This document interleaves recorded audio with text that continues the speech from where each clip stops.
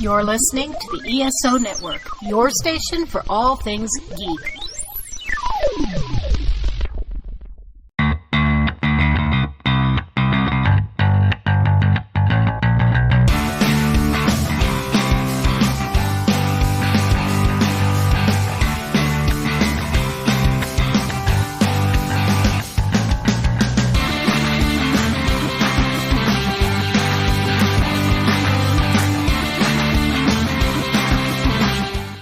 Hello, everybody. This is the Modern Musicology podcast that's coming through your speaker and into your ear. We are here with some great people. Rob, how you doing? Hello. Anthony, what's up? Good evening, good morning, good afternoon, whenever the hell you're listening. And Stephanie Seymour, what's new? Hello, everybody. This episode is going out on December 5th, and this is kind of a special thing for us because this is our 1-year anniversary. Woot woot. Woo!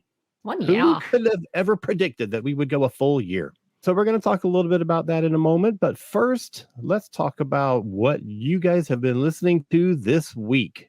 Stephanie, you want to kick us off? Sure. Hey. I have been listening to the Fame soundtrack because because Irene Cara passed away, which was just like so sad. I think I'm so upset by this because the soundtrack was like, if I could have gone to that high school for performing arts, if I knew that it actually existed in real life, I would have begged my parents to move to New York City, into the city to go to that.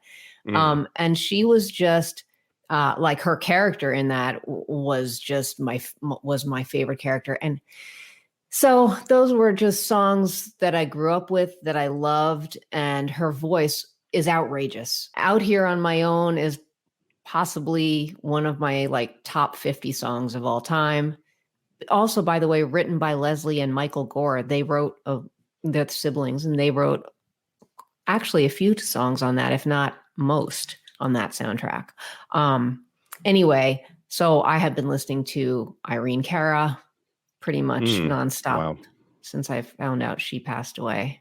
Yeah, We love you, Irene. Yeah, Very I sad. feel like her career, like, she deserved a lot more than she got. I agree. You know, her talent level is insane. Off and the I just charts. feel like, and I just feel like she never got, like, it just never, rocketed the way it should have. Yeah, like she had Grammy nominations and Golden Globes and all that, but I mean, of course, that was in the early 80s, and I don't. Yeah. She definitely acted after that, and she wasn't, she did music and stuff, but it was never like that. That was like the powerhouse pinnacle of her career, I think. Yeah, exactly. Yeah, and even though she won 2 Oscars, I don't think that the broad palette of her career is really well appreciated. Yeah. She's the best thing about DC Cab, which I can't even believe we're talking about DC Cab. But I think when you listen to her stuff for Flashdance, right? Yeah. Putting her with Giorgio Moroder is pretty amazing. Yeah. And I think that if she had gotten, in subsequent years, a better producer setup, the story would be different. You could be. But it's very sad. It's just very sad. Yeah. All right, Rob, what's been in your ears this week? So this week, there's just so much new music out that my head's going to explode. I'm going to recommend a 7-inch single from Topographies, who are a band from, I believe, San Francisco or Oakland. They're from the Bay Area, but it's Tide and Arch are the 2 singles. And if you're a fan of like early Cure or early Interpol, that's kind of where they are. Not really shoegaze, but kind of rocky. So I recommend that. And also, my new favorite band in the whole world is called His Lordship. It sounds like if Jerry Lee Lewis was singing for the Swell Maps, basically. It's just loud and fun, and it's a rock and roll record. But they have a new single out called Living in the City, or I Live in the City, which is terrific. And then also kind of a record that came out, and I was a little late to the party, Black Belt Eagle Scout, which is Catherine Paul. She's a multi-instrument performer who is based in the Swinomish tribal community. And so she is very integral in bringing together this like sort of noisy My Bloody Valentine kind of dense kind of dream pop shoegaze stuff, but also very steeped in her Native American cultural heritage. Well, that sounds really cool. It's really, really cool. Super interesting. It's way more interesting than I thought. And I didn't even know, because I never read the little press stuff that comes with the records till after I listen to the record, so I don't have any prejudgments. I was like, oh, this is cool. And so I learned that after the fact and maybe love the record even more. Wow. So yeah, there you go. I forgot to mention, Rob, I learned something from your show, Juxtaposition, this week about a band. Now tell me if I'm saying it correctly. Is it Reyes Blood? Oh, Weyes Blood? Weyes Wise Blood. Blood? Yeah, W-E-Y. I think it's pronounced Wise Weyes Blood. Blood. That's it. Yeah. Weyes Blood or Wise Blood. Yeah. Yeah. Weyes Blood. That is so, I loved that. That was her so voice great. is amazing. She's awesome. So Yeah. Anyway, I just wanted to say that. Everybody listen to Juxtaposition. It's an educational show. Hell yeah. More so than this one is. You learn Anyway. things. All right, A-dubs. Well, I went to see on Friday night Wasp and Armored Saint. So in preparation for that show, I was listening to, unsurprisingly, a lot of Wasp and Armored Saint. And the nice thing about Atlanta being relatively far into their tour is you can go and look up the set lists on setlist.fm and Dude, build that's a my playlist. favorite website. Dude, it's awesome. So I had playlists of both of their sets just going on repeat basically between the end of last week and Friday. It was awesome. Speaking, Wow. that's a good like segue from our last podcast, which was banned songs, right? Yeah, and they actually did play Animal Fuck Like a Beast, which I was surprised they were playing it on this tour because in 2009, Blackie Lawless became Born Again and refused to play it. I Up didn't until know that. This tour. Oh. So, and he had been taking the curse words out of all of his songs. You listen to any performance between then and this most recent tour. All the curse words were changed to things less offensive. So when they played Chainsaw Charlie and he got to the line, "I'm the president of showbiz. My name is Charlie. I'm a cocksucking asshole. At least that's what they call me." I was very surprised when he actually sang those words and was like, oh. The devil has gotten hold of him again somehow. I guess he's okay with cursing again. Yeah. Cool. It was a great show and mostly what I've been listening to. And then I've had a headache the last 2 days, so I haven't really been listening to anything. Why? Not lack of sleep mostly, and probably candidly, it was Thanksgiving, so there was a fair amount of wine, which I think has finally caught up with me. That's true. I was just thinking because you were at a Wasp show, but it was not the loudest show I've been to this year, but we'll get into that when we talk about our year-end wrap-up. Nice. right on. Nice. Well, I think the big thing, like I've been to any shows. I really haven't listened to anything new this week, but the big thing that happened this past week was the live broadcast of the Elton John show from Dodger Stadium.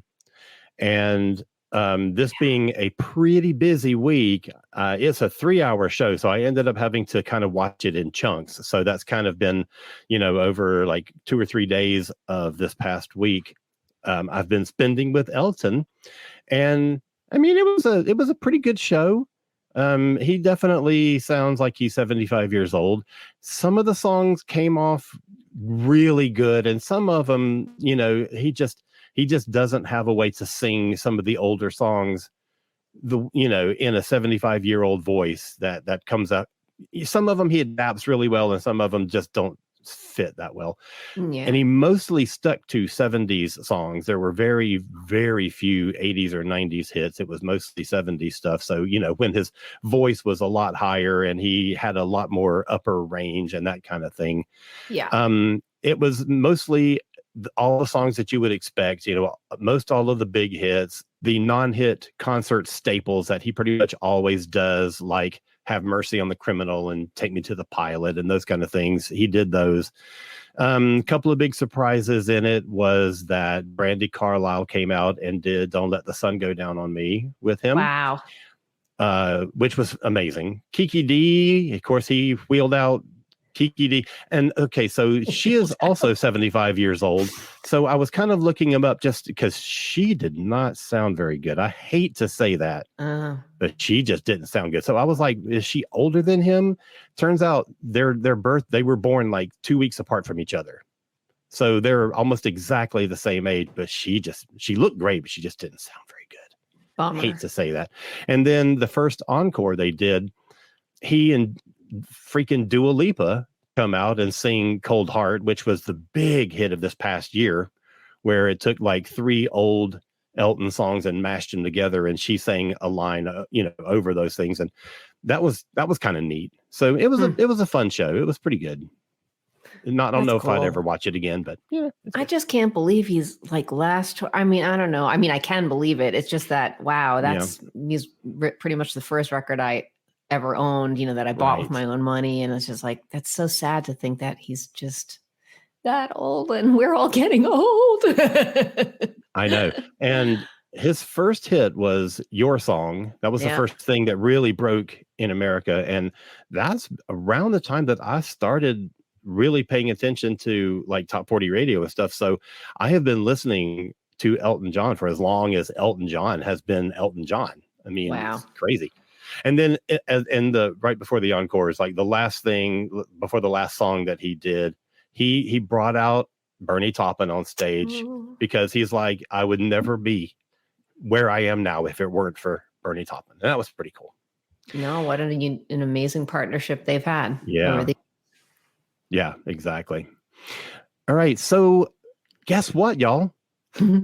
1 year. We have been doing this crazy nonsense for an entire year. Isn't that crazy? Like I said before, this episode goes out on December 5th. Our first episode came out December 4th of 2021. I don't even know what year it is anymore. 2021. So that was at the very beginning of December. We released 4 episodes that December. And I mean, we started this thing from like literally ground zero. We had nothing. We didn't have, we're not famous. We didn't have any built-in audience. We, just put it out there just to see what listens we could get. And 4 episodes in that first December got a total of 23 listens. I mean, that's a hell of a place to start from. But we have grown so much since then, and our audience has just like exponentially increased like every month. So I'm like, absolutely thrilled. So I want to kind of talk to you guys and just see, what are some of the highlights from our past year. I'm going to kick us off. I'm going to say the best thing that happened to us this past year was Stephanie joining us. Oh, I was going to say that. That's too nice. What the hell? No. I'm serious. That changed the game for us, I think. I'm gonna cry. Yeah. That's so nice. I was actually going to say it was kind of fortuitous that I got COVID and went to London and got COVID because Stephanie filled in for me, and that's when we knew that she was interested in joining us on a more permanent basis. Right. Thanks for getting sick, Anthony. I know. Yeah. Thanks for COVID, say, at least buddy. One good thing came out of that. Had I already been a guest on the show? Was that after that? Yeah. Okay. Yeah. And we interviewed you on our 14th episode. Okay. That was the first. And so I don't know if I ever told you this story, but when we were first starting and I was like, hey, anybody interested in doing a music podcast with me? And Anthony and Rob both said, hey, I would love to. And we wanted a 4th person and we wanted a woman. And, Rob said, hey, I know this lady. Yeah, and Rob had sort of mentioned it to me in passing, and I was like, I don't know if I. Her name is Stephanie. She's a drummer, Alan. You'll like that. She's a drummer. She used to be in a band in the 90s called the Aquanettas. She used to work for major record labels in PR and marketing, and I'm like, oh my God, I want this person on our podcast.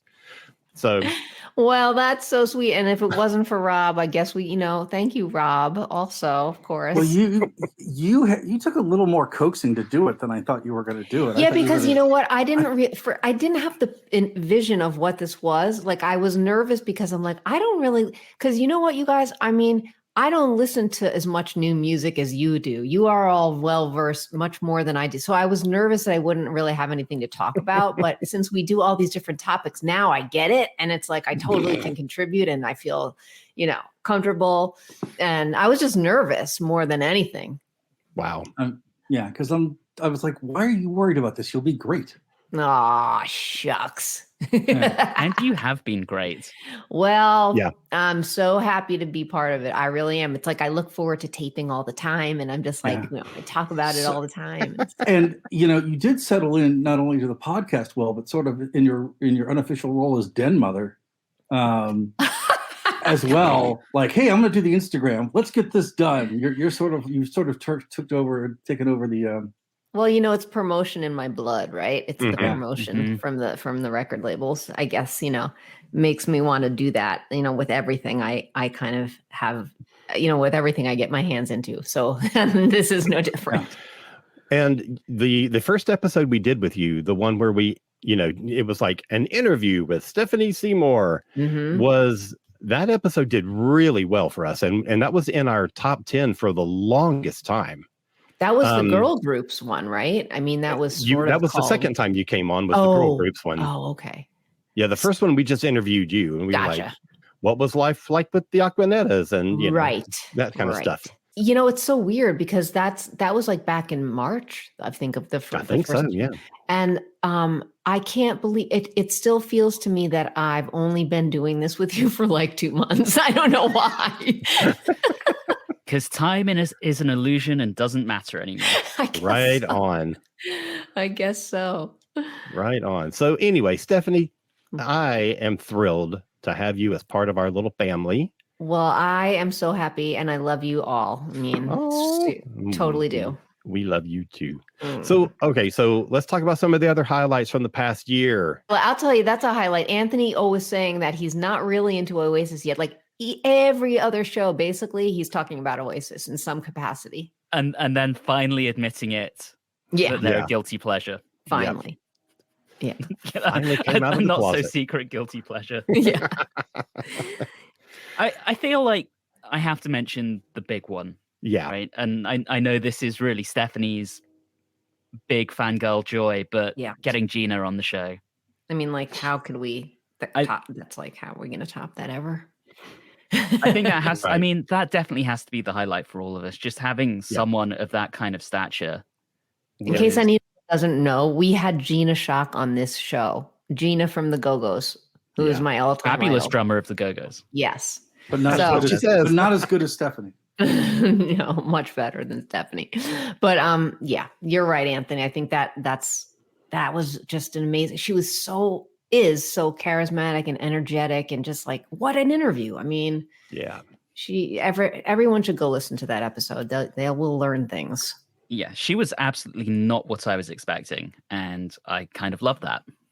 Mm-hmm. Firecracker. Oh, 100%. In the best way. Yeah. And I feel so bad about that episode because it was terrible because the sound is awful and I had just had surgery and I was in so much pain and everything went wrong. Like I knocked my microphone over and it goes in the middle of a sentence that she's saying. And I'm like, holy shit. Yeah, but you know what? No, I don't think I think you are too critical of stuff like that. I feel like nobody noticed anything like that. No sound. The sound sounds fine to me. And I know you didn't feel well though. That sucks. But and I had a hard time like sitting in a chair long enough to actually edit the episode. And well, she's what we call in my line of work a big personality. Boy, that's the truth. Yes. Yeah. And, I remember when that kind of like literally fell into our laps. Yeah. Michelle, thank you so much. Yeah. And then it was like, well, I think we can do it and this was her rep, Michelle was like, I think we can do it in November. And I'm like, oh my God, that's like 6 weeks away. Anything can happen between now and then. And it finally came off. So yeah, that was amazing. That was an amazing one.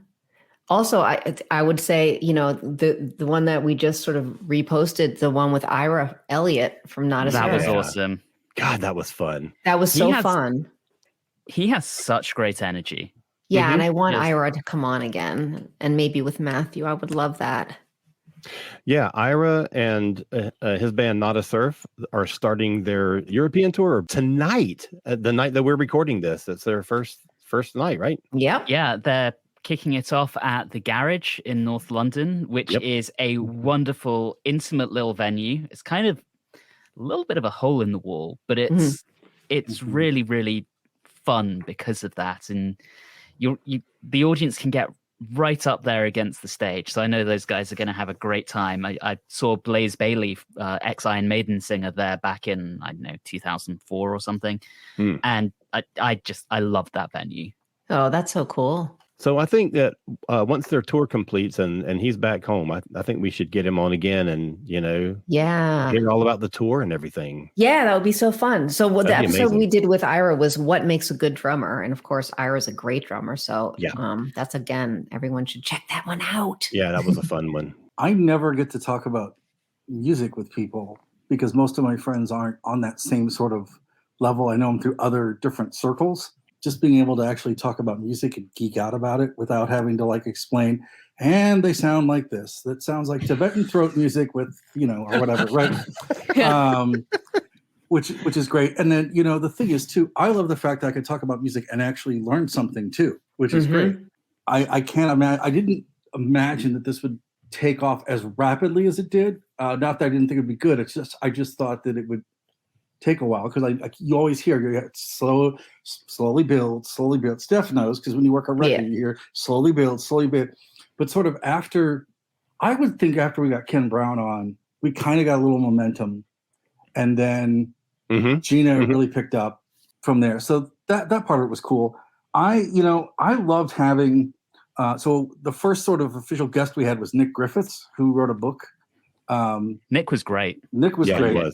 And he wrote a book called Dead Star. And we got to talk about David Bowie, which is I can always talk about David Bowie, but I really liked having Nick on, sort of just hearing a different vantage point on Bowie than what Alan and I and Anthony would always go on about all the time. I also liked it when we had Julianne Worden on because it was another female guest besides Stephanie. And she was really interesting. And someone who travels. It's nice to hear music and travel, and she gets our podcast played in the Rick Steves office every week, which is great. Oh, cool. And I also liked having Tony Fletcher on just because he's written about so many different artists in so many different areas. And just sort of, the concept of writing about music, I think was really interesting. And I love how we've sort of tried to attack what we talk about from different angles. It's not always the star of the week. We're always trying to find something that a lot of music podcast shows aren't really doing. We had Ken Brown on talking about what goes on when you go see a band, backstage and touring and stuff. And it was completely fascinating hearing about the load in and the setup and all the behind the scenes stuff we don't know. I also want to have him back, Alan, just because he did the Kanye tour this year and some other things. So there's a lot of stories that I'm sure he's gotten over the summer as well. But how strong or how strict is his NDA from that tour? I don't even know if he has. Yeah. But I think we've been really lucky that we've had none of our guests have been divas or just horrible or uncooperative. Yeah. We've been really lucky that we've been able to sort of get people on that are interesting. And have a story to tell and want to tell a story and are personable. So that's been good. And we have some good ones coming up. P.S. That's right. But Rob, to your point about doing things a little different than maybe some other podcasts, I like how, we sometimes have guests and then we sometimes, discuss topics amongst ourselves. There's things that, I definitely have learned, what that whole Woodstock 99, I thought that was such a great topic to discuss, Woodstock 99. And I learned so much from watching the documentary and the 3-parter and having a really interesting and in-depth conversation about, problems and issues, stuff that I also would say our girl groups episode, same kind of thing, women and what they've faced in the music industry throughout, decades of, whatever, just some certain discrimination and stuff like that. I like that we sort of delve into serious things too, serious topics.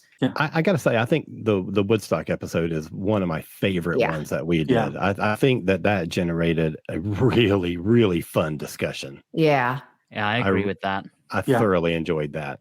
I do think, though, that one of the drawbacks of the whole podcast is that we don't discuss Sparks enough. Jesus Christ. Rob, we have it on the docket for you and me to potentially do an Anthony and Rob solo Sparks deep dive. Hey, whenever you want Make to, it happen. Yeah. Yeah. And I might actually have somebody we could get for that, too. If it's not Ron or Russell, I'm not no, it's not. And it's not member of France. But is it Jane Wheedlin? No, it's a friend. It's a friend that I was Steph actually going to knows. say that. It's a friend that Steph knows too.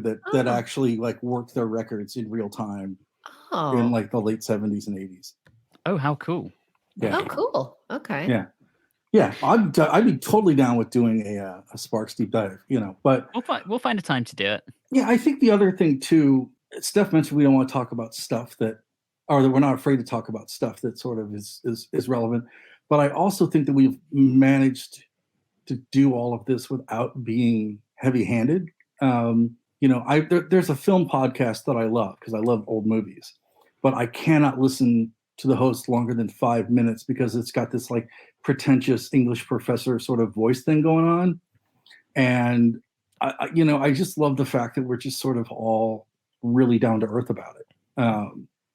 And I think that's important because when you talk about music, there's a lot of apprehension that people have when they want to talk about music because they're always worried about what people think or what they like. And I hope that the people that listen to us, and this is one of the things I sort of kind of wanted to do, is the people that listen to us, I hope that they feel comfortable admitting that they like what they like and also feel comfortable talking about music however they want to talk about it.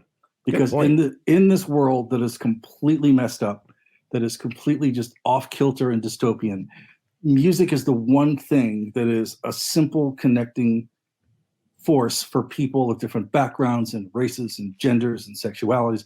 It doesn't really matter who you are when you talk about a record you like. And I just think that that's really important. And I think the fact that we do that every week is important. So I think we help people make that connection. And I think that's important. And remember, kids, if I can finally admit that I kind of like Oasis, you can like whatever you like to. That's right. That is right.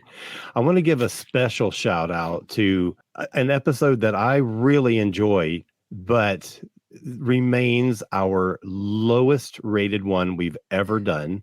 And that is the metal anniversaries thing that Anthony and I did with Iron Maiden and Wasp. And I was so excited about it too, because I was like, well, these are two really great records that we want to talk about. And metalheads are so passionate. We're going to get this thing out and it's people are going to love it. All the metalheads are going to listen to it. And like nothing. Really? We got like 3 listens. I mean, it was like, once we started to really take off and we were getting like good ratings on all of our stuff, it still sat at like 8 listens. Oh no, we have to. And I have no idea why no one wanted to hear that one. Yeah, come on. This included a band that's on the Filthy 15. God damn it! Right, exactly. We should have focused on that more. Maybe the controversy would have got us more downloads or something. It's the Oasis. So people go listen to that one. Also, I was gonna say I love the ones that we've been doing, like the anniversary 30 years or 40 years. So, albums of 72 which was with my husband, Bob Perry. I'll mention that. The man, the myth, the legend. That's right. That was a fun one too. Yes, it was.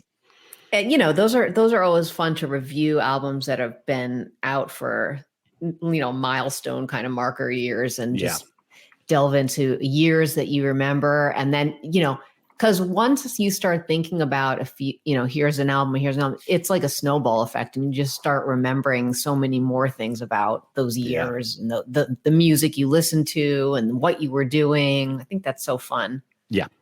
Yeah, totally agree. I really enjoyed those.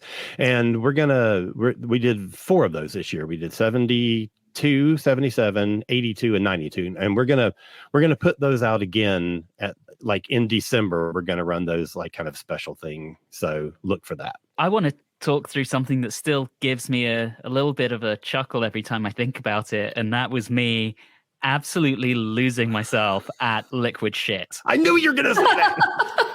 We should quantify that that's a band name, because if they don't know the backstory, they're going to think something completely odd that they shouldn't be thinking.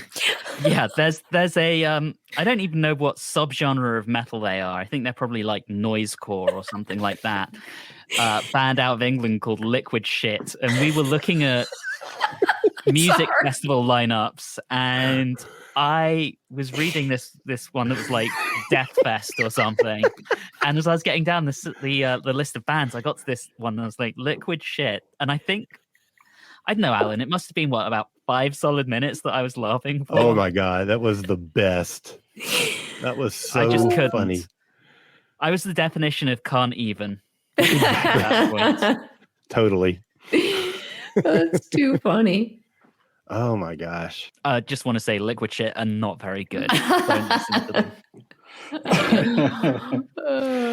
All right, we're going to take a short break here, promote one of our fellow ESO Network podcasts, and we'll be back in 30 seconds to do sort of a roundup of the year of great releases. So stick around. We'll be right back.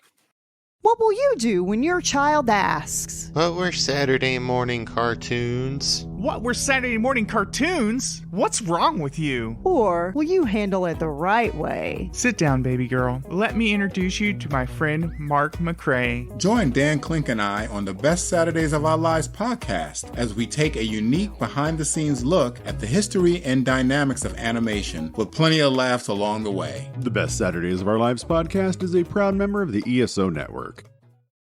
And here we are. All right, let's talk about some of our favorite releases from this past year. Who wants to go first? Who's got like a good album or good single that they really want to pitch to people? I have lists.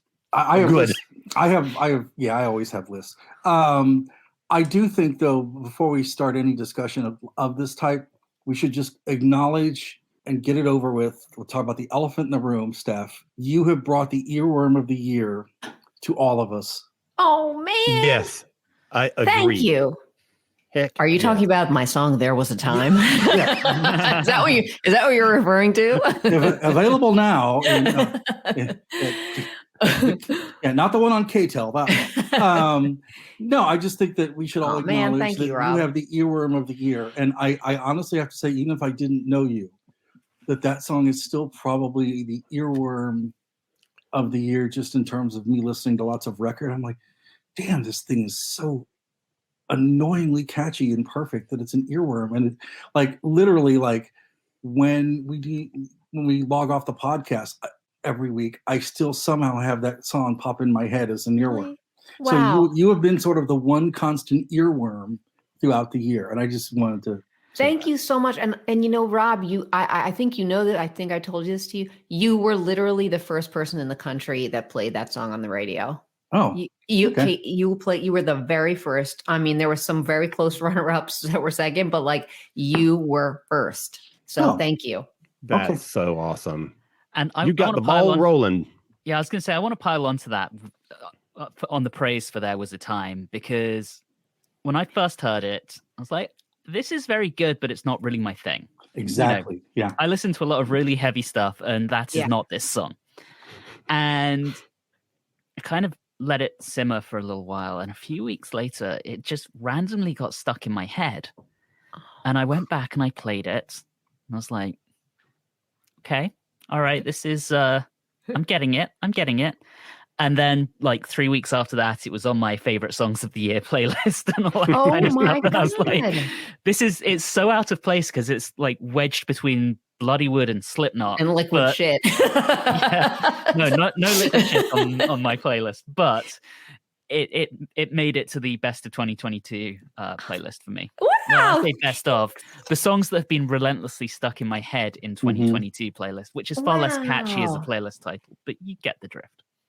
Thank you very much. That really does mean so much to me because you guys, I really, trust your taste in music and admire it. And thank you.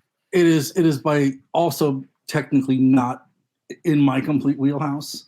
Mm-hmm. It's much more in my wheelhouse, a little more probably than Anthony's. Yeah. Because unless Anthony's ears are physically bleeding he doesn't like it unless it's Oasis. But it's I don't listen to tons of like stuff in that sort of genre very much. Yeah, like And kind of like pop harmony, like whatever. I don't know what I would even call it, but like, well, it's not that I don't. I just hear very little of it that doesn't sound very much the same. And this sort of had that sort of Beach Boys harmony with that. I was going to say that it's very retro, but still sounds modern. And I was hearing a lot of Motown in it. Yeah, I think Ira gave that a good Motown-y feel too with his drumming. Ira Elliott from Not a Surf is the drummer on my song, and Bob Perry played bass and guitar. So we had a really great cast of characters on that song. So my favorite quote about your song comes from my friend Marty, who basically said it was like she was dragging Zooey Deschanel by the hair behind her, teaching her how to sing a pop riff. Oh my God. Wow. I my hear that. God. And I kind of thought, okay, that's kind of cool. Sorry, Zoe. Because it's sugary, it's retro, it's poppy, but it's not overproduced and really too slick. Well, thank you very much. I went through. I have all of my streams go through Lost.fm, so it actually keeps track of how much I listen to everything, and I can ask it to spit out what I've listened to the most this year. So I actually took note of the top 10 songs that I've listened to so far in 2022. 10 seems excessive, so I'm going to very quickly go with the top 5. So first up, Bloodywood with Arj, Porcupine Tree, Herd Culling, The Pineapple Thief, In Exile, Sparks, Good Morning, and then Arch Enemy, Handshakes with Hell.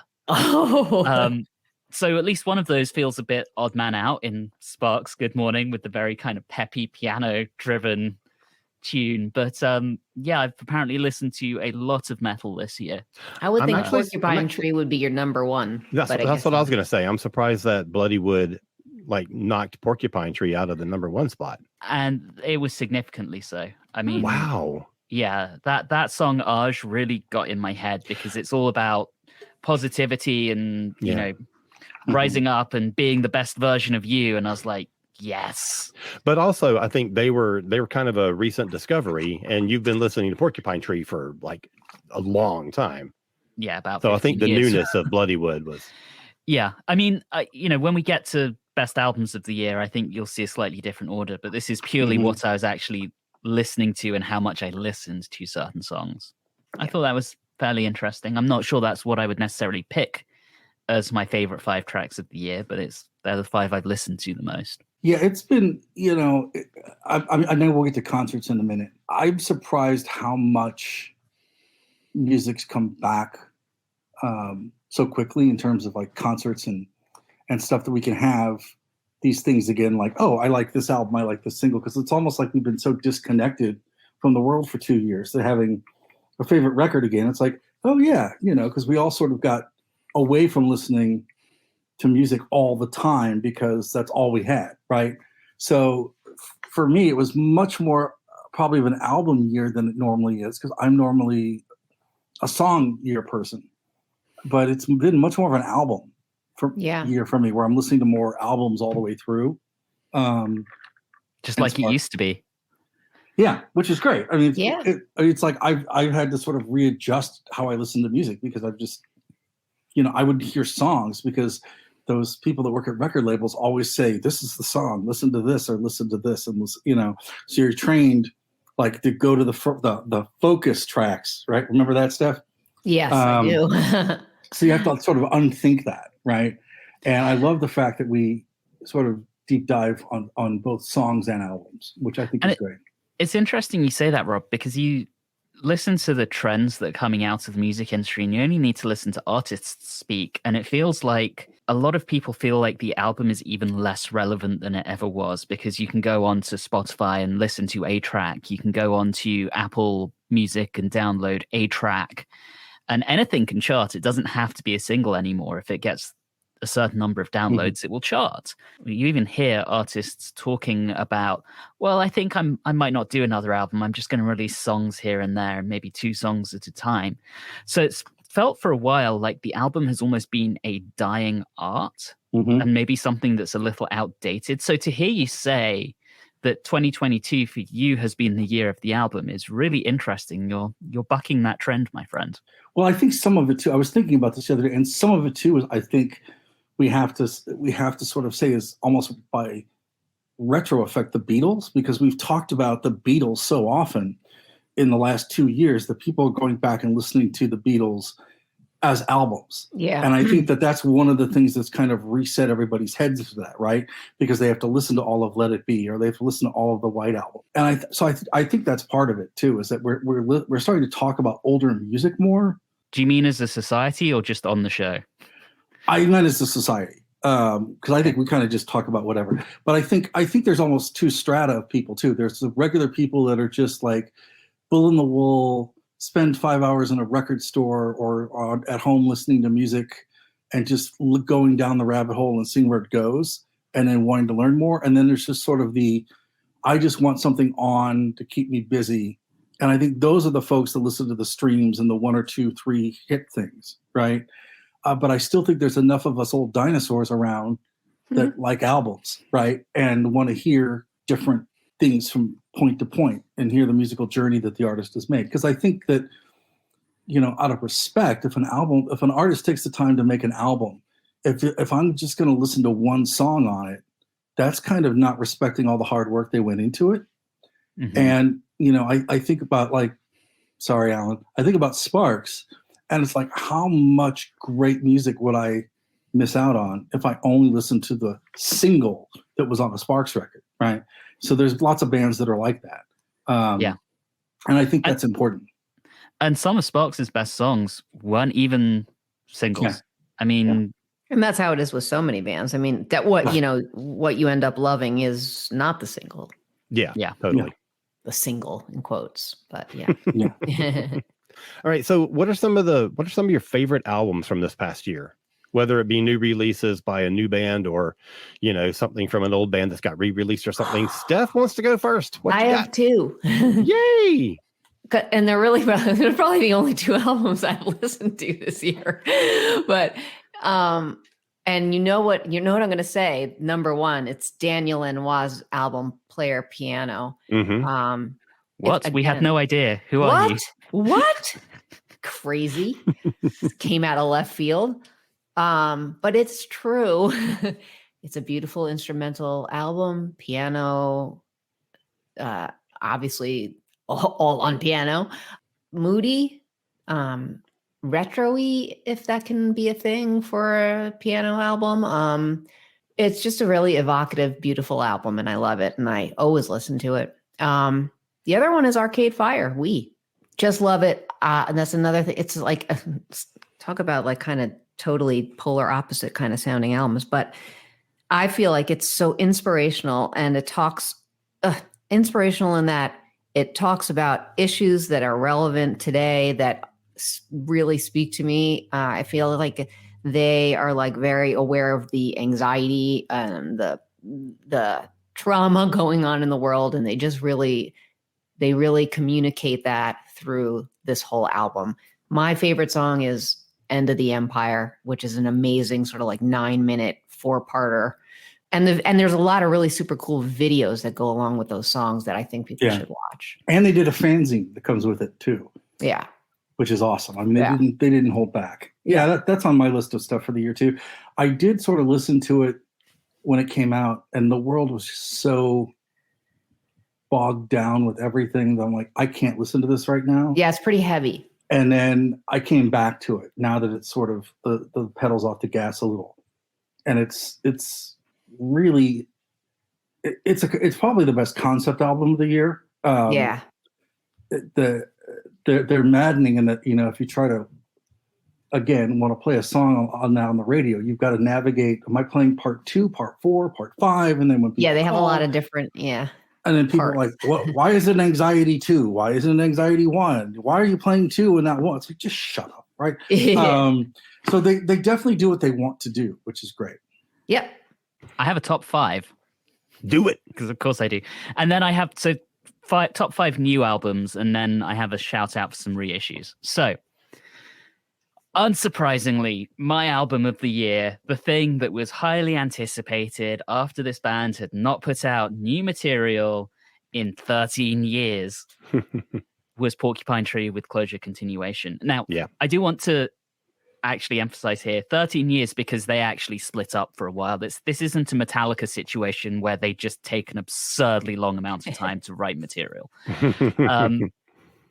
But just having them come back and put out what was a really strong album was just that was just so good. And then actually going to see them tour that album was just ridiculous, and it's so strong. I could listen to almost any track on that and be extremely happy. It has very quickly become one of my favorite Porcupine Tree albums. I think it's amazing.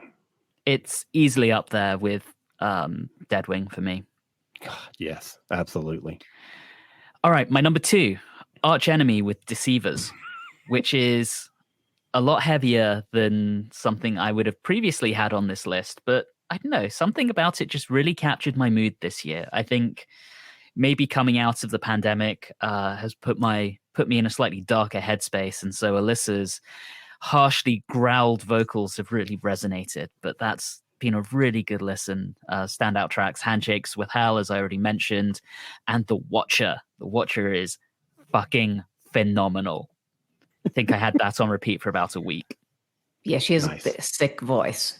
Yeah. Yeah. All right, number 3, Bloody Wood with Rakshak. I honestly think this is one of the most important things to happen to the heavy metal scene in years. The idea of taking something like Indian folk music and fusing it with heavy metal is just so interesting, so different, and I loved every minute of it. Number 4, Ghost with Impera. I mean, it's a Ghost album. I'm not going to not like a Ghost album. I was going to say, I knew that would be on your list somewhere. Yeah. And then number 5, Ailstorm with Seventh Rum of a Seventh Rum, because who doesn't like pirate metal? That's right. I just learned about this from you, pirate metal. It's so stupid and yet so enjoyable. I love a band that does not take them seriously in any way, shape, or form. Yeah. So, right on. You know, good for them with just being absurdly meta, absurdly silly, and just generally not giving a fuck. And people need to see that video. Yes, they do. Couple bubbling under, so some special honorable mentions. Marillion with An Hour Before It's Dark. Long way off my favorite Marillion album. Didn't make my top 5, but still worth a listen. And talked about it a couple of weeks ago. The Slipknot album, The End So Far, which is just to me, you know, if you told me 20 years ago that Slipknot would be making an album that sounds that mature, I would have told you to get the fuck out. So that gets an honorable mention as well. Now, re-releases, and I know Rob might want to chime in here as well, but the Sparks, 21st Century Sparks re-releases, they released their first 5 albums of the 21st century in special packaging with additional tracks, everything from Balls to The Seduction of Ingmar Bergman. And they're superbly done, and they've really helped me basically discover an era of Sparks I wasn't too familiar with. And I learned that I really, really love Lil Beethoven and Hello Young Lovers as albums. They're just so weird and out there, and we're going to do a song that basically has no beat because fuck you, we can. It's amazing. And I've really enjoyed listening to those, and a few of them were released on vinyl for the very first time as part of that reissue. So I picked up all 5, and they've been a blast. All right. You two have gone on about Sparks like every episode. So I'm going to bring up something that we used to talk about every episode that we haven't mentioned in a long time. Blast from the past, recent past at least. So my favorite release of this past year, DVD, came out in, what was it, February? It came out in February. Summer of Soul. Buddy. Take a drink, dear listener. Yes. Well, they're already drunk from all the Sparks mentions. So. Yeah, obviously, but take another drink or just down your drink. If you haven't got this DVD yet or haven't seen the documentary on wherever it was streaming, this is the music film of the year. I love it so much. It is just packed with great performances and cultural context, moments from the year that it happened that tie into the music. Oh my God, it is just brilliant. So if you have somebody on your shopping list for holiday gift shopping that is a music fan, get them this DVD. They will thank you for it. That is such a great pick. And I would just like to give a super shout out to my friend Rocky Collins, who is an executive producer on that film. Really? And, yep. One of my know all the coolest people. Well, I know Rocky because he's my friend Kate's husband, and Kate and I went to we went to school when we were very young together, and we've reconnected very tightly over the last few years. And wow. And so it's just wow. I was just blown away by that film. It is literally like just one of it. It skyrocketed into my top 10 favorite films of all time because you couldn't. It's like, man, I wish I was there. I wish I had been there so badly just to see all those amazing performers and just that vibe. Oh, what a great film. It sure was. Everything about it was so well done, and you learned so much. It wasn't just about listening to great performances of really good songs. You learned so much stuff about what was going on at the time and how this festival was put on. I mean, it's just amazing. And like, also, why did you not really hear about this festival when you, right? I mean, like, hey. Exactly. I'd say what a crime it is that got buried for so long, but how grateful are we that the footage of it finally came out and we actually get to see this thing. Yeah. God, it's amazing. So there you go. Super pick. Summer of Soul. Super pick. And Sparks. Well, I did want to give a shout out, since we're talking documentaries, to the Sparks Brothers, which was so good. Amazing. It really was. Yeah. This year was the year where I watched, I think, more music documentaries than I've watched in a long, long time. And between that, I don't think it came out this year, but How Do You Mend a Broken Heart, the Bee Gees documentary. Yeah. The Woodstock 99, which Steph already gave us a shout out to. Summer of Soul. There have just been some really good music documentaries. Well, there's also the ABBA documentary is really great. And I haven't seen that one yet. And I've got two new ones. The Sinead O'Connor Nothing Compares to You documentary. I haven't watched that yet. Which you will not think of Sinead O'Connor in the same context again. You may still have the same opinion of her or her music, but you will have just a different understanding of where she is and where she's coming from. The other one is based on a book called Meet Me in the Bathroom. And it's all about the sort of New York movement of the early 2000s. Like you could get the Strokes, Yeahs, the Walkmen, Interpol, all these bands that were sort of like coming out of New York at the beginning of the 21st century, sort of the reigniting the city after 9/11 type of thing. And it's pretty great. That sounds great. And the book is great too. The book is great too. So there's also another new documentary that just came out about Lizzo, which I almost watched this afternoon. So I was going to talk about it tonight in our what we've been listening to this week, but I just didn't get a chance to it because I was trying to finish up Elton also. But I'm looking forward to seeing that. I'm not a big Lizzo fan, but I think she has a really, really important story to tell, and I can't wait to hear it told. I think people underestimate her because she's totally a virtuoso flute player, and no one seems to know that. They just think just freak out when she handles a former president's flute collection. Right. Exactly. Yeah. Rob, something you said reminded me of an amazing book that I read. It's called Nothing But a Good Time, and it is about the uncensored history of the 80s hard rock movement. I've been reading that. You are? My friend Tom Beaujour and wrote that with Richard Beinstock. And I interviewed him.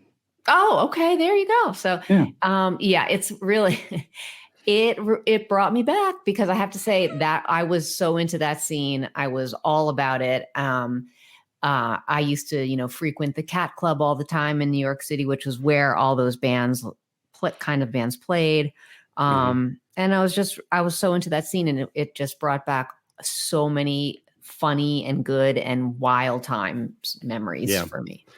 It's so funny to read those like first person accounts of bands like Motley Crue when they were nobodies. Yeah. You know, when they were just playing that sort of like San Fran scene, and you know, they're making a name for themselves on that scene, but nobody knows who they are outside of that. You know, they're Right. just playing the Whiskey and places like that, and it's just great to hear, you know, Yeah, and like them all these talking, different, like who gets signed before who. Yes, and like, and their rise to, when they start to catch on, and they start to rise to fame. It's really a fun read. and how even then, like, you know, they were talking about how a lot of people mentioned Eddie Van Halen, Van Halen, like they were sort of just right on the cusp of, you know, of being huge, and people were trying to strive for that kind of, although they were sort of in a different category, clearly, just musically, you know, too, obviously. But yeah, it was just a great read, and it's a real it's a big book, but it's a fast read, and I highly recommend it.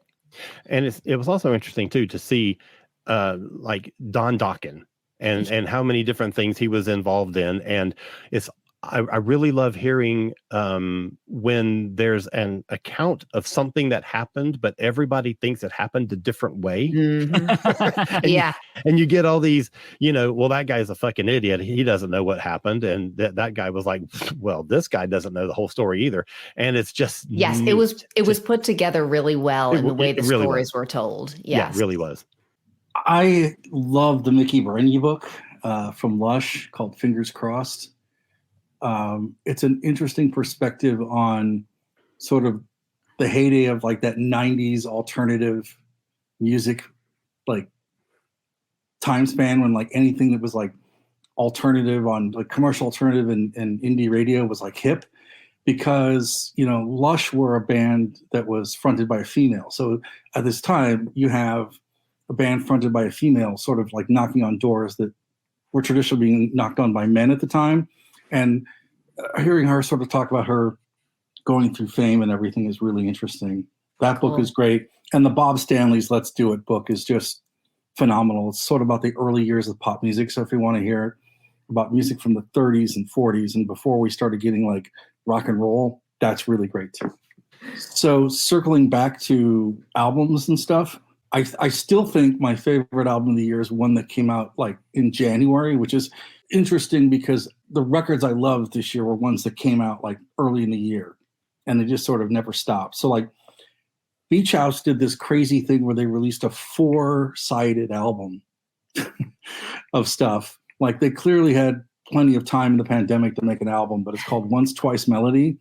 And it's kind of like they picked up the mantle where the Cocteau Twins left off and just kind of ran with it, but put like a little more pep in the step. But it's just, it's, you know, psychedelic, but it's also ethereal, but it's also like just mellow, and it's great. So that record's fantastic. The you know, the Wet Leg record is still a beast. I mean, that's a record they're gonna release like every song on as a single probably. But that thing's got wheels and it hasn't relented. Like they're still selling out shows, right? They're playing. They just play the album. They don't have anything new. They're playing 50 minutes and they're still selling out. Yeah. So it's pretty incredible. Also, the Fontaines DC with Skinny Fia or Skinty Fia. They're getting ready to tour with the Arctic Monkeys, but that record's also just really good. And that's a band that really sort of took everything and went up a notch. And then, Alan, we talked about this a lot, the early part of the podcast when we started doing this, but all these bands that used to be around are back again, right? So we've got like Simple Minds just put out a new record. Midnight Oil put out a record this year. We have all this, everything old is new again, right? Mm-hmm. But when we all heard that Tears for Fears were putting out a new album, none of us expected the tipping point to be like, wow, this is amazing. Right? Yeah, it was a great record. It's still a great record. And it's like, I kind of revisited it this week because like I haven't listened to this in months, but it's a great record. And it's not, it doesn't fall down that like psychedelic hippie dippy trail they were in for a while. It's actually got, you know, some melodies and but some I stuff like to it. that sort of psychedelic. I do too. Yeah. Yeah, like but that. some of the stuff they were doing is like really like almost too mellow or almost too tranquil. Yeah. Well, I think a and I lot don't of mind the it new being album. mellow. Yeah, but this one it seems a little more fleshed out. It's like they took the ideas they really wanted to do and fleshed them out, right? So that's great. One of my favorite bands from way back when put out a new album, and that's The Fix. Yeah, I was going to get to that. Which I really enjoyed, but I do think the Tears for Fears one like kind of tops all of those quote unquote legacy bands coming back to make new music at this time. I think they just killed it. Yeah, that Fix record is great too. It really does feel like a lot of those kind of 80s new wave era bands put out new records this year. I mean, you mentioned Tears for Fears, you mentioned The Fix, you mentioned Simple Minds, Aha as well. Yeah, but they've not been really away though. It's not like they haven't put out new albums. Yeah. Soft Cell. Yeah. Oh yeah. Yeah, that's one no one expected to happen. That's true. All right, so I've got a thing that I want to mention because this came out. I don't even know when. It had to be okay. So this comes from Ira. Once again, Ira Elliott from Not a Surf, who has been mentioned copious amounts of times on this show, on this episode specifically. It feels like he's here even though he's not here.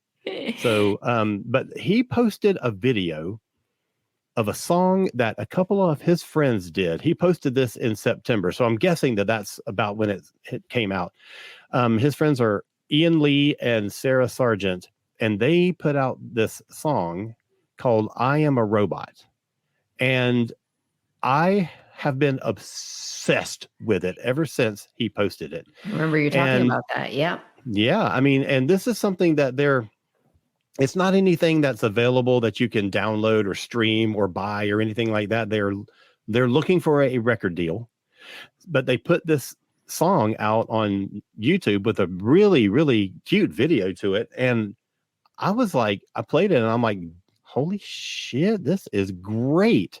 And I played it over and over. I played it almost as much as I played your song, Stephanie. Wow. So that tells you I played that song a lot. Oh, yeah. Wow. That's awesome. But I can't wait to hear what more they have coming out, and can't wait for them to get a deal. Can't wait till this is in a place that I can spend money on it, because they deserve to have money spent on them, because this record is so good. So cool. So I just want to say, be on the lookout. I don't even know what name they are going to be releasing stuff under. Like it won't be Ian Lee and Sarah Sargent. It's going to be some like band name or, act name or something. Yeah. I don't know what that is yet. So, but I will report back when something develops on that scene. But that song, I Am a Robot, holy shit, I loved it so much. Awesome. I'm like that with every track on the Spiritualized record. Everything is beautiful. I listened to literally the Always Forever With You one off of that. I've listened to like a lot, and it's a perfect sort of melancholy. I didn't honestly all do melancholy this year, but it just kind of worked out that way. But it's like nobody makes really great sad records like the guy from Spiritualized, but they're also like painfully uplifting at the same time. It's infuriating. So yeah, that's another earbud, like year-long thing too. Mm-hmm. I found out that there's all these amazing bands in San Francisco and Oakland going down. It's like a sort of this like under the radar map of bands, but there's two bands I love. This one called Art Sick, which had a thing called Fingers Crossed, and then probably my favorite band name of the year, Kids on the Crime Spree, Fall in Love, Not in Line. They both sort of fall in that sort of like mid 80s, early 90s, like what they would call twee or jangle pop kind of thing going on. But they're great. And the production on them is really nice. Those records are great. I'll stop talking about the Yeah Yeah Yeah's new record. Cool It Down, Grammy nominated record. Mm-hmm. That's right. I think Anthony and I talked about this a little bit. British Sea Power are now known as Sea Power. They put out a really great record this year as well. Yeah.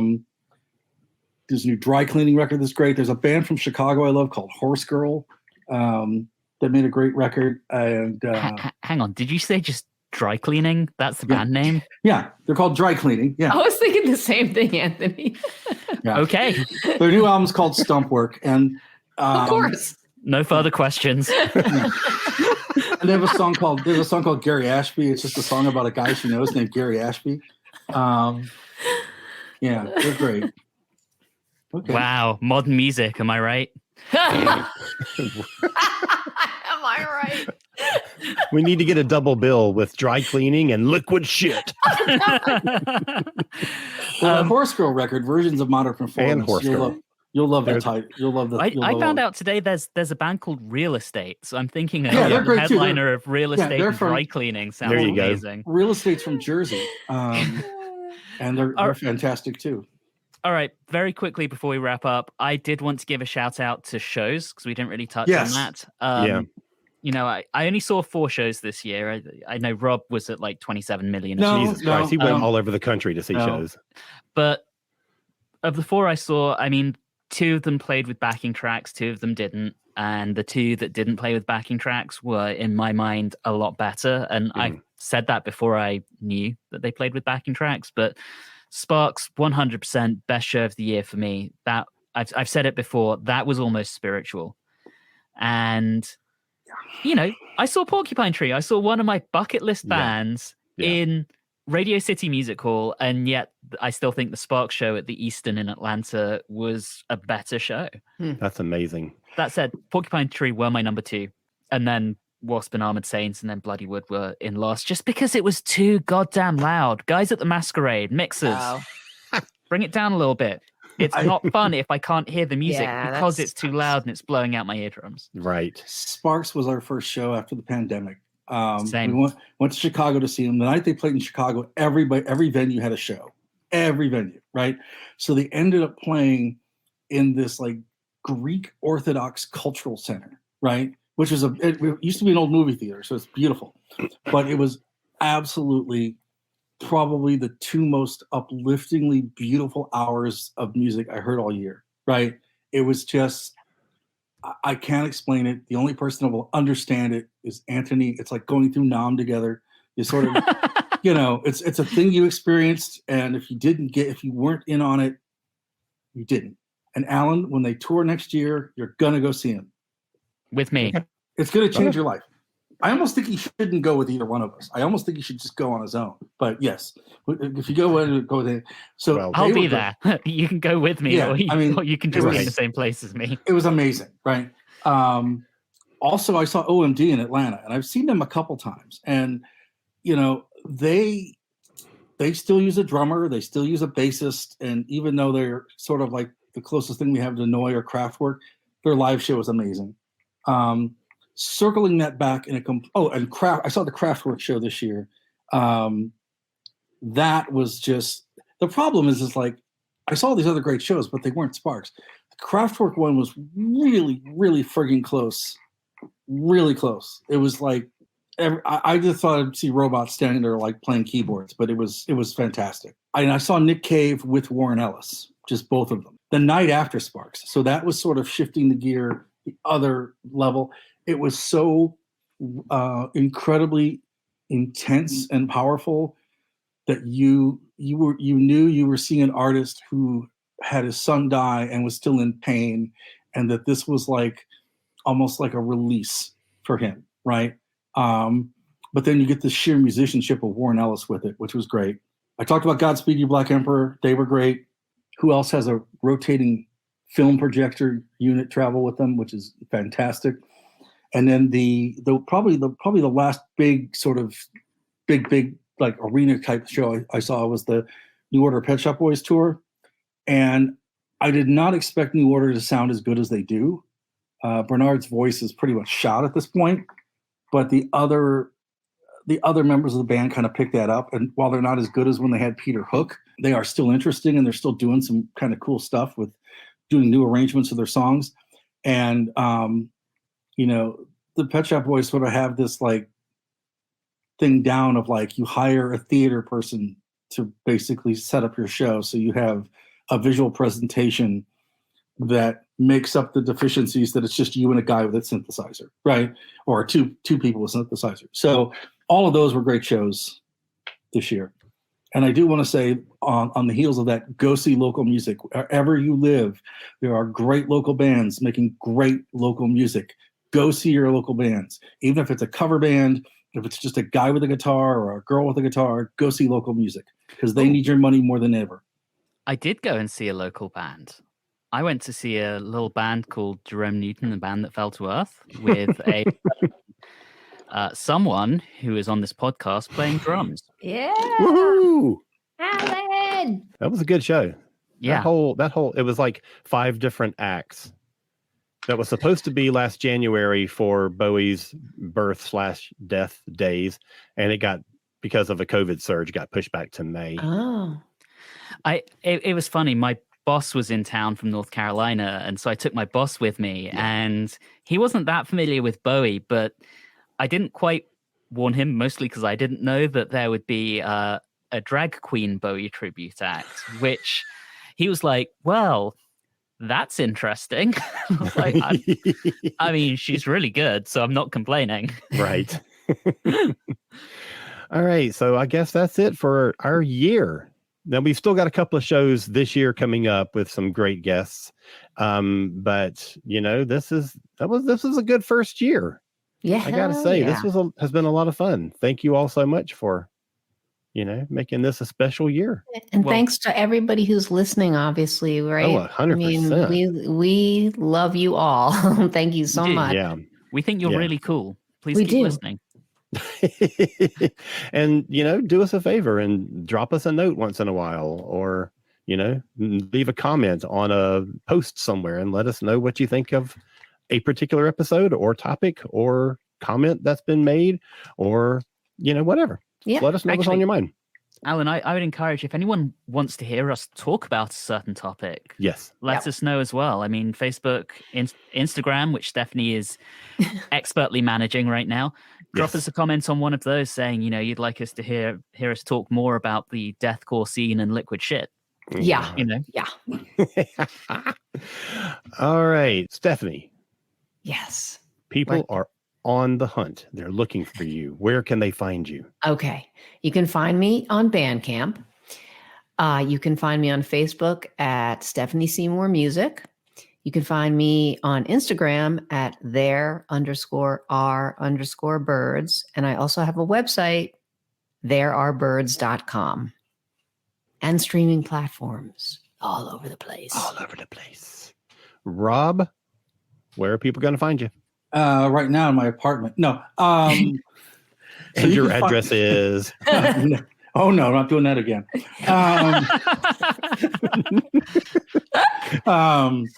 So, no, you can find me on KDHX in St. Louis, which is 88.1 FM. If you go to the website, kdhx.org, you can listen online. All of the shows are archived for 2 weeks. So if you can't listen on a Wednesday night from 7 to 9 Central, you can listen before you're trying to fall asleep, or if you're trying to wake up, or whatever you want to do. The streams are that way. And if you're curious about what it is, if you go to that same website, you can click on any show, and all of the playlists are archived. So you can see what you're getting into before you listen, and then your ears will thank you. So you can find me there. You can find me on the neatcoffee.com Weekend Justice podcast as well, and on Facebook, and for now, the Twitter. When are we going to start our official Modern Musicology Mastodon platform? Have you looked at Mastodon? We're not doing Mastodon. No. It's indecipherable. We're not doing it. Right. All right, Anthony, where are people going to find you? As always, you can also find me on the Watchers in the Fourth Dimension podcast, where we are watching our way through all of Doctor Who from 1963 until now, and then discussing it. We are currently right at the end of season 12, Tom Baker's first season. So we're at the part most people actually recognize. And you can find us on all of the usual podcasting places, Google, Stitcher, Spotify, Apple, etc., and probably wherever you're listening to this. You can also find us on social media at Watchers4D, Instagram, Facebook, and as Rob said, for now, Twitter. And if you want to follow me personally, I'm on Instagram at Englishman in ATL. Very, very nice. Okay, so I would really love it if people would go to my website, cosmicpress.com, KOZMICpress.com. You can see all the books that I've written, the books that I've published, and a list of the podcasts that I am involved in. So It's not many. No, No, only like I've 4. got so much free time. All right, so we'll be back next week. We have a guest lined up.